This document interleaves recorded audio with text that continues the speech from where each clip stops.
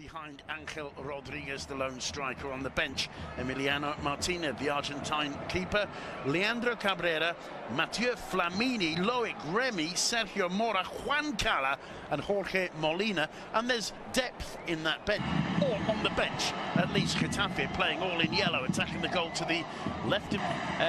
It's Angel Rodriguez who's in great goal-scoring form. In fact, he's their top scorer, but he's preferred up front. He's not such a big man, and with the likes of Portillo, Gaku, Shibasaki behind him, and Amath, it means that this Getafe side are really going to be looking to knock the ball around, pass it around, move.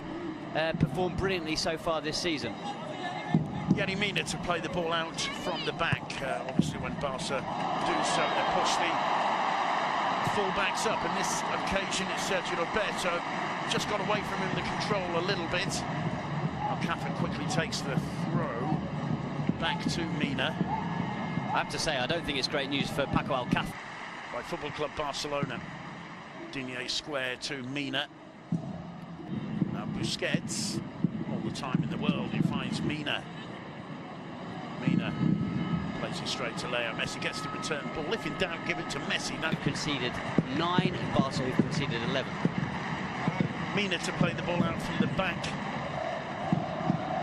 Finds Sergio Roberto combining with Paco Alcácer. Back to Yerry Mina once more. Ice at Arsenal, in fact, and he was in Italy with Milan between the two Arsenal stints, and Paco Gémez didn't want to keep him because he looked like their main source of goals, but enjoying the spectacle this afternoon. Knocking the ball around very confidently, aren't they, Football Club Barcelona? And this was the challenge from Yerry Mina on Gaku Shibasaki. Well, it's a clattering challenge. Here is Rakitic finding Mina. Step over from the Colombian. Sides on the side. Selecting the pass to Busquets. This is Mina. Sergio Roberto calling for it. Mina gives it away directly to Amath and DIA. It's a long ball through to Shibasaki, to Angel, I should say. The flag stays down, and DIA coming, volleyed it out of the box. Barcelona on the ball once again. It's Yerry Mina. Sergio Roberto. Suarez. Sticking to him. Back to Mina. Mina nearly dispossessed by Angel. Too popular head that got him, but just shows the amount of confidence and ability that Yerry Mina, a centre-back, don't forget, has. It's quite possible as well that it's feeling the influence from the training ground of players like Messi. Milk, bad, tough character into the team. Cruyff complained that his complaints of Luis Suarez. Yerry Mina. He is looking at the ball and he seems to just not realise that Bruno's there and clatters into him. Is it a block? Bites the rebound, finds Luis Suarez, appeals for offside, not giving it, calls for Mina, calls for... Get a clean contact on it. Here is Mina on the ball for Barcelona in enemy territory, the Getafe half, and that's a bit of a wasted ball. Gets some sympathetic applause from the camp. He wasn't able to execute the most advantageous pass. Here the Getafe pressing. It's Mina. Sergio Roberto back to Mina and back to the keeper. Will take the big centre-back time to adapt to the Barcelona approach to football. Exactly, I was going to say before, every position really on the pitch is different at Football Club Barcelona, but you'd say centre-back is one of the most different positions, and you really have to be a specific type of player. Of course, a goalkeeper as well, someone who's going to lump the ball upfield. So that's one of the reasons I think the Camp Nou faithful are so keen to see Yerry Mina from the start of the game, just to make sure that the whole league who've come up from the second division, of course they've previously had lots of La Liga experience, but came up at the start of this campaign, and what a season they're putting together. And Digne signed from the Belgian league. Before that, he'd been playing in the second division in Spain at Alcorcon, and for the first few months at Getafe, he used to get the Cercanías, which is the local train, to training every day. Well, his attempted cross is blocked. It falls to Mina. He's dispossessed. And Túnez gets the return ball from Adam Badi. Sends it down the line. Mina wins it in the air. And it's a neat combination between Sergio Roberto and Getafe.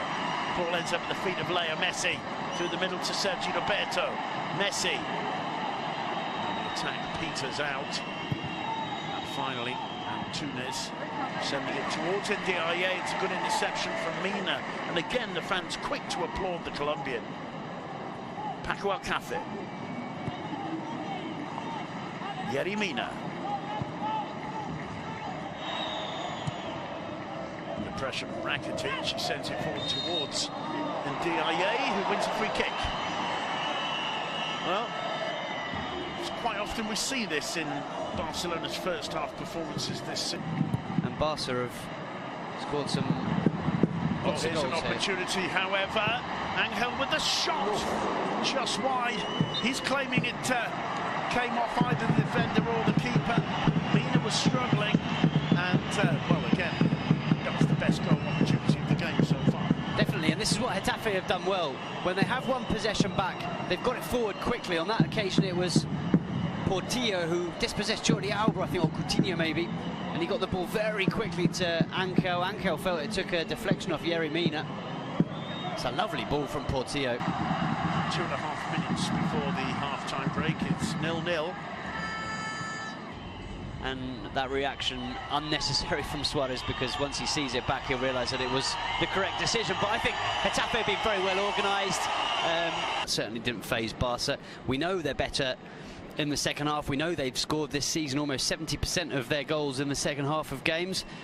We know that for rivals in the second half, it's difficult to keep up the same of the rules of the game, but also excellent, tough, battling performances for Barcelona. The corner dealt with relatively easily, and Ndiaye getting away from Jordi Alba. Mina following him. Down goes Amath Ndiaye, but it's a throw-in, which is quickly taken by Barcelona. Seeking missile directly into the gloves of Whiter. Yerry Mina with a defensive header, but he'll be very, very interested in the chance of catching Barca on the break. Here's Dakonam Jene. Picks out Portillo. That's good movement. Good first touch from Angel, and good defending from Yerry Mina. Brilliant from Yerry Mina. Read it superbly well. Lovely ball from Portillo.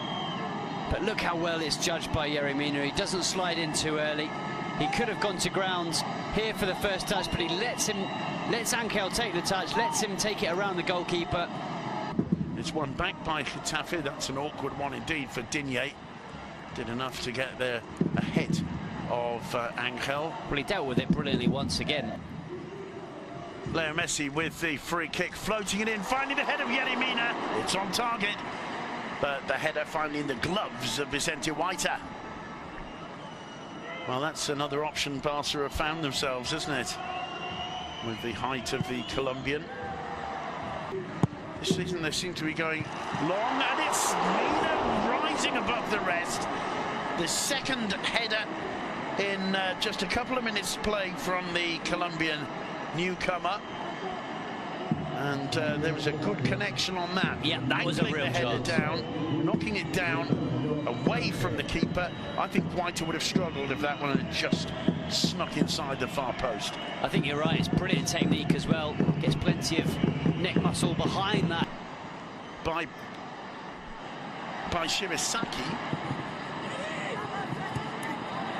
And finally, even so, he's put in a real shift, Amath, no question about it. And for the last few minutes, Jorge Molina will come on as we just see that Yerry Mina chance again. I think the second header was a better chance. I agree, it was a much better stroke. All in all, a solid debut from Yerry Mina so far. Is the next Getafe player to pick up a yellow card for time wasting. Sends it long, just seconds left. And a free kick given against Yerry Mina, and a yellow card for the Colombian. Mina not happy. asking for an explanation. It's Molina. Well, the hand is up, it's raised, it's over the shoulder, not too much in it. If you're going to win the ball.